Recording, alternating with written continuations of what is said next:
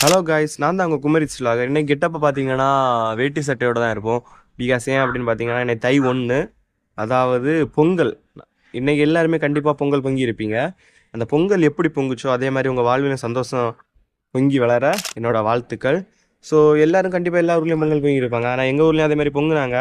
ஆனால் என்ன ஒரு இது குறை அப்படின்னு பார்த்தீங்கன்னா, நான் அந்த டைம் தூங்கிட்டேன். பொங்கல் பொங்குன அப்புறம் தான் நான் போனேன். பொங்கல்னாலே ஸ்பெஷல் என்னென்னு பார்த்தீங்கன்னா கரும்பு, சரியா? அந்த கரும்பை எல்லாம் யோசிக்கும் போது எனக்கு ஒன்று தோணுச்சு. முன்னாடி வீட்டில் கரும்பெல்லாம் வாங்கி வைப்போம். சின்னதாக பிள்ளையா இருக்கும்போது நிறைய கரும்பு வாங்கி கேட்டு அப்போ எல்லாம் வாங்கி தரவே மாட்டாங்க. ஏதாவது ஒன்று ரெண்டு வாங்கி சாப்பிடும். இப்போ ஆனால் ஏகப்பட்ட கரும்பு கிடைக்குது. ஆனால் அந்த கரும்பை சாப்பிட நமக்கு தோண மாட்டேங்குது. முன்னாடி எல்லாம் நிறைய கரும்பு சாப்பிடுவோம். இப்போ இந்த ஒரு கரும்பை சாப்பிட்றதுக்கே போதும் போதும் ஆயிடுது. ஸோ இந்த பொங்கலுக்கு நீங்கள் எத்தனை கரும்பு சாப்பிட்டீங்க அப்படின்னு சொல்லி கீழே கமெண்ட் பண்ணுங்க. மறக்காமல் இன்னும் வீடியோஸ் பார்க்க நம்ம சேனலை சப்ஸ்கிரைப் பண்ணி வச்சுங்க.